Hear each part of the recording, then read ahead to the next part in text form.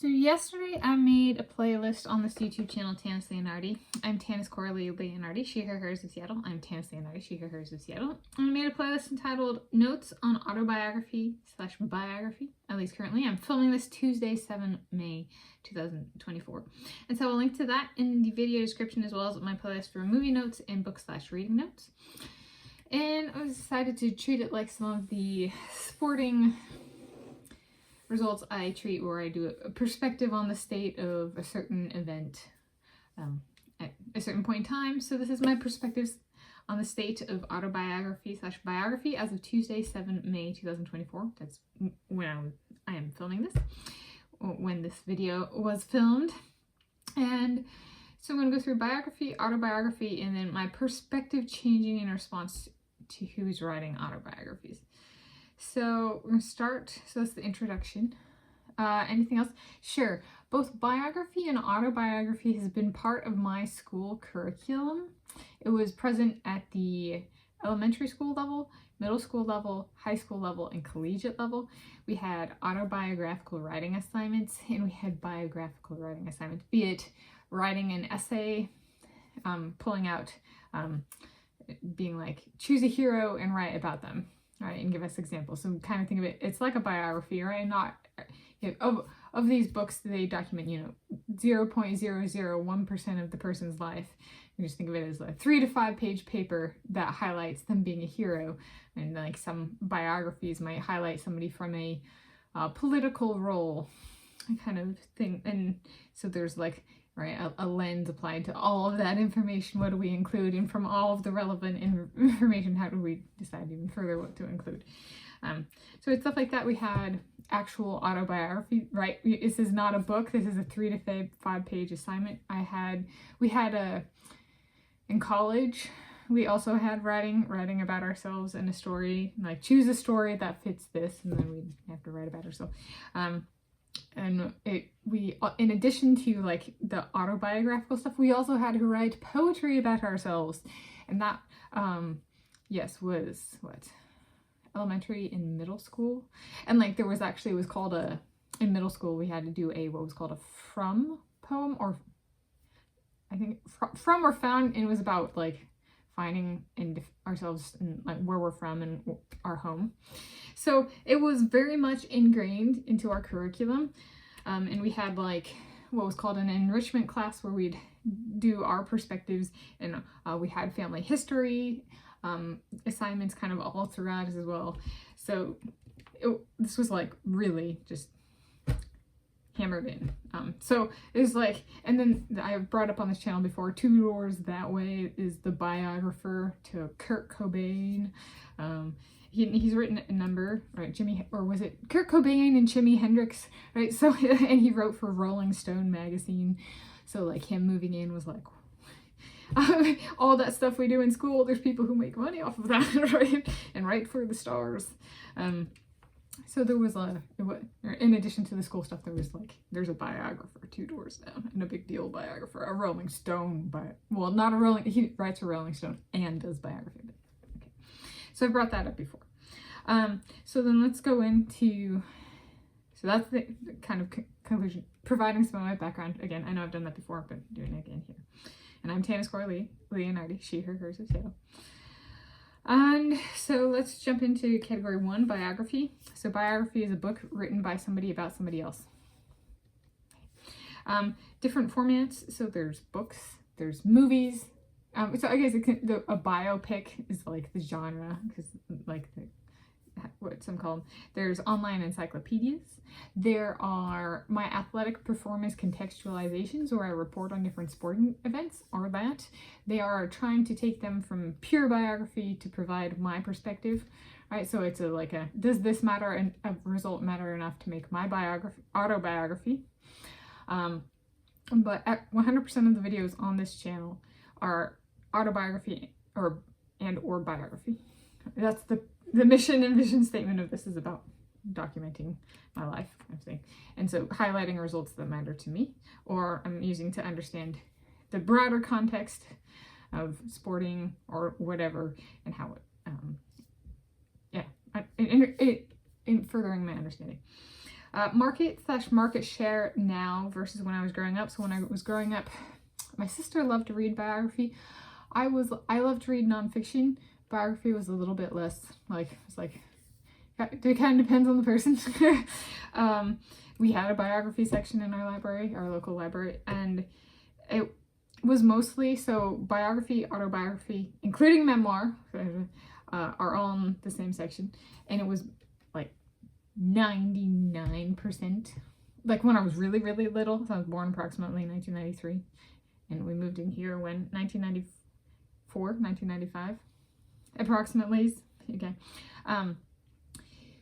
Yeah, there was a lot of biography, and then I don't know if the market share increased or what, but politicians had tended to have an autobiography.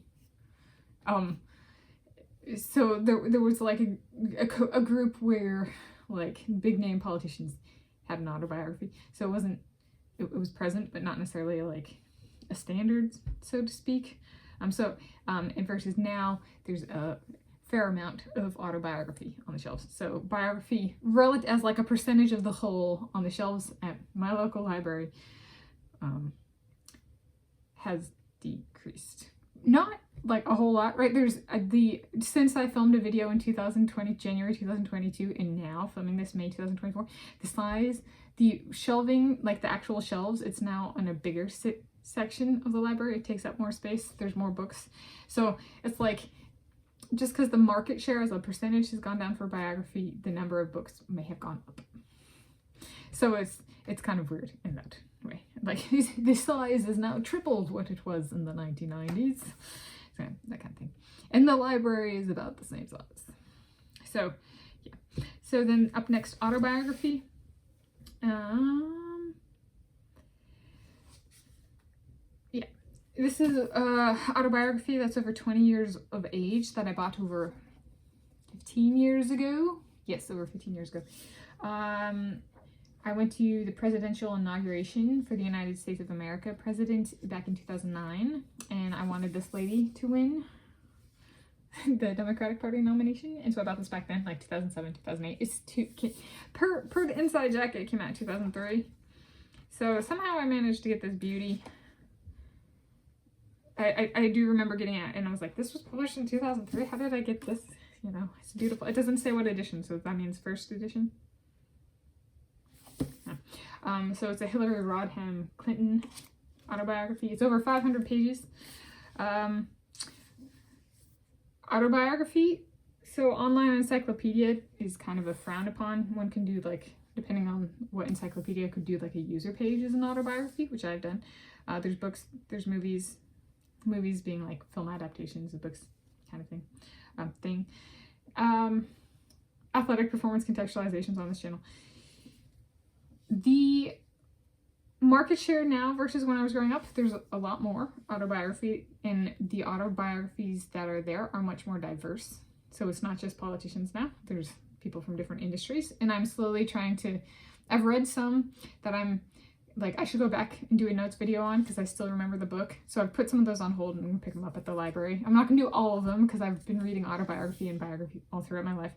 But I'm going to do some of those, the 2020 to present, kind of fill in some of them, but not all of them, at least at this point in time.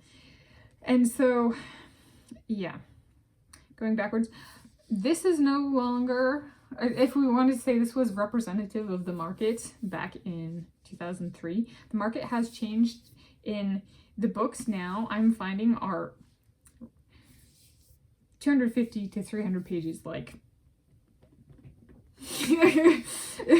So this is over 500. This is 562 pages. So the market share has increased and the diversity has increased, and the book length is, you know, half of this. Okay, so I'm not expressing any judgment. I'm just, it's not this, right? It's not, and this is full, like a lot of books nowadays have smaller pages, bigger spacing, and are half the length. And this is tighter spacing, bigger pages, and 500, over 500. So there's that.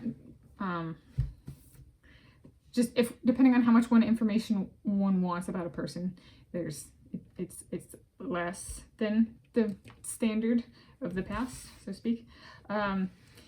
For my own living with Josh Kerr, I could see what's something we could do to make sure my autobiography gets done. I'm going to be visiting my Aunt Danette for her perspective on what might be good to exclude / carefully word from a legal perspective. She works as an expert witness and yes, even testifies in court in trial, though not all of the cases she handles goes to trial, as trial is very expensive, if you didn't know. She's been doing that for a while now. She works on insurance claims, and it started, if I'm recalling correctly, environmental insurance claims. And so there's that. If I write it, living with Josh Kerr, does he have me on a contract for writing? So I've brought up scenarios of me being on contract for is an endurance specialist. Would he contract me to write this book? Does Aunt Danette look over our contract? Do we eat out through? Okay, like to get again kind of a legal perspective, her perspective, which she's not like a lawyer, right? But knowing she's somebody in the family and she might enjoy looking at it, right? And it might, you know, enrich her as well as us, like kind of thing, that kind of sharing. So looking over the contract to make sure it's like okay, or the best we can do kind of thing. Do we eat out? So Josh Kerr and I, 3 nights a week to make sure we are comfortable talking about our life in public, just even at a table. No.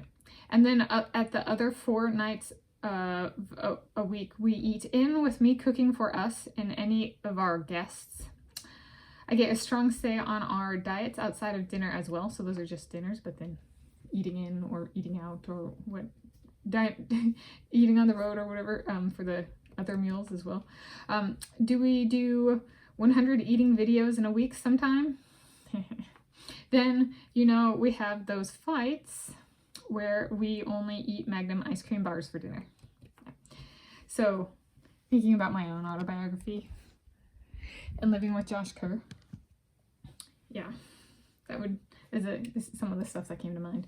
And so that's kind of my note on autobiography. Then my perspective, changing in response to who is writing autobiographies.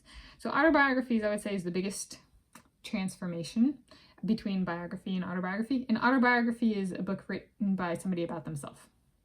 Biography about somebody else, written by somebody about somebody else. Autobiography written by somebody about themselves.